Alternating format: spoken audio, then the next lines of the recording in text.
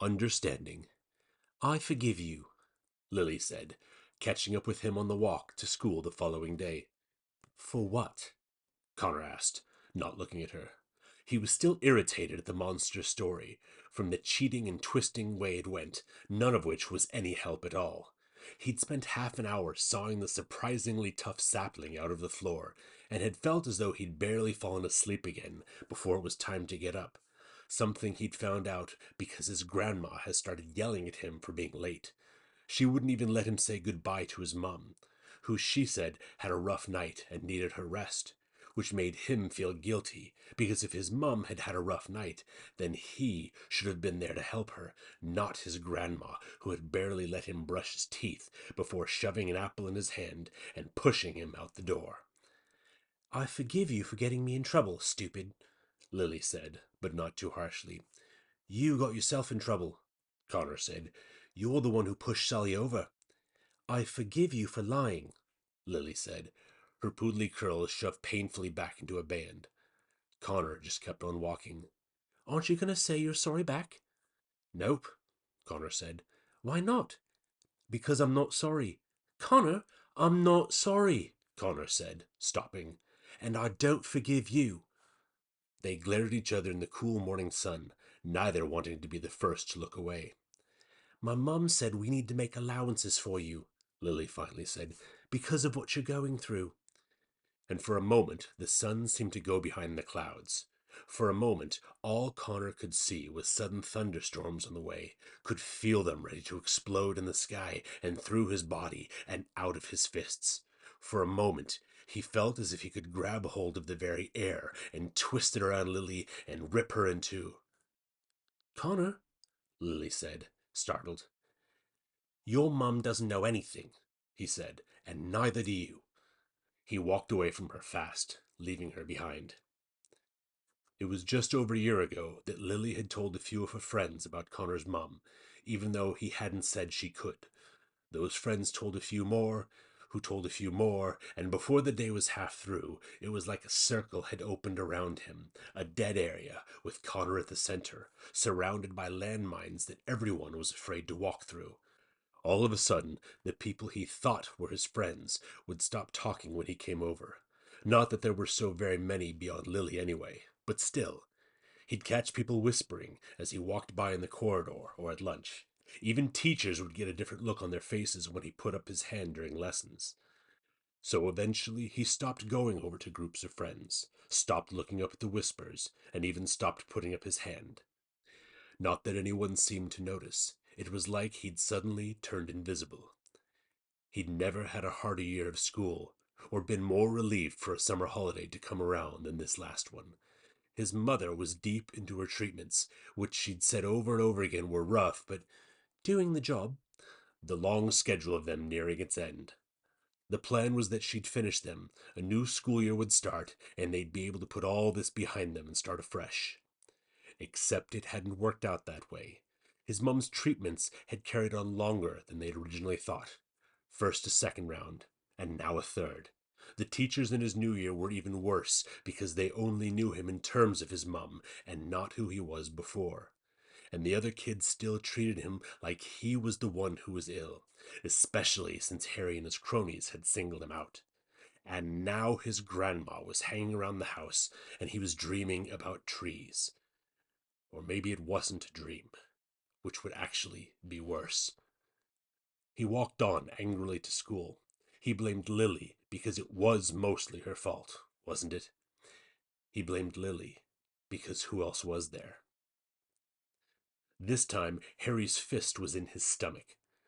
Connor fell to the ground, scraping his knee on the concrete step, tearing a hole in his uniform trousers. The hole was the worst part of it. He was terrible at sewing. "Are you sick or something, O'Malley?" Sully said, laughing behind him somewhere. "It's like you fall every day." "You should go to a doctor for that," he heard Anton say. "Maybe he's drunk," Sully said, and there was more laughter, except for a silent spot between them where Connor knew Harry wasn't laughing. He knew, without looking back, that Harry was just watching him, waiting to see what he would do. As he stood, he saw Lily against the school wall.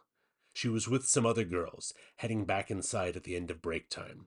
She wasn't talking to them, just looking at Connor as she walked away. No help from Super Poodle today, Sully said, still laughing. Lucky for you, Sully, Harry said, speaking for the first time. Connor still hadn't turned back to face them, but he could tell Harry wasn't laughing at Sully's joke. Connor watched Lily until she was gone. Hey, look at us when we're talking to you, Sully said, burning from Harry's comment, no doubt, and grabbing Connor's shoulder, spinning him around. Don't touch him, Harry said, calm and low, but so ominously that Sully immediately stepped back.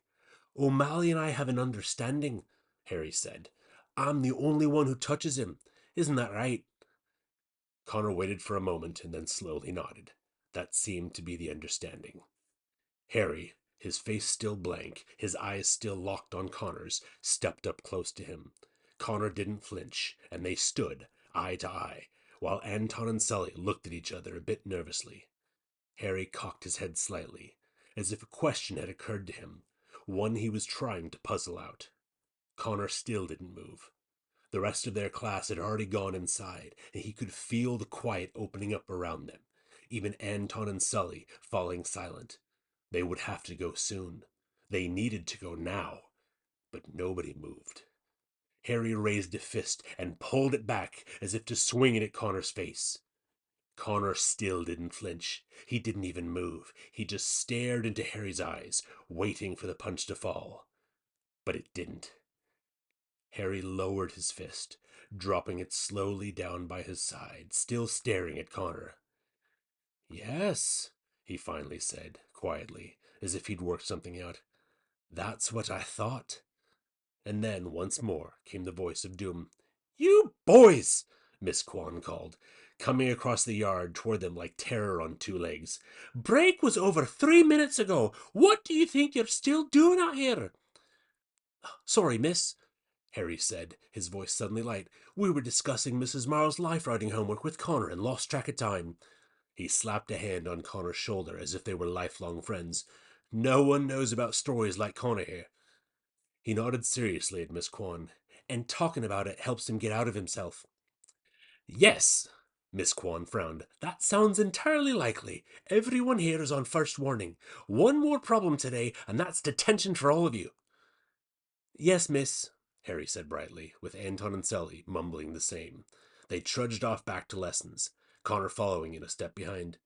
A moment, please, Connor, Miss Kwan said. He stopped and turned to her, but didn't look up at her face. Are you sure everything's all right between you and those boys? Miss Kwan said, putting her voice into its kindly mode, which was only slightly less scary than full-on shouting. Yes, miss, Connor said, still not looking at her. Because I'm not blind to how Harry works, you know, she said. A bully with charisma and top marks is still a bully, she sighed, annoyed. He'll probably end up Prime Minister one day. God help us all. Connor said nothing, and the silence took on a particular quality, one he was familiar with, caused by how Miss Kwan's body shifted forward, her shoulders dropping, her head leaning down towards Connor's. He knew what was coming. He knew and hated it. I can't imagine what you must be going through, Connor, Miss Kwan said, so quiet it was almost a whisper. But if you ever want to talk, my door is always open.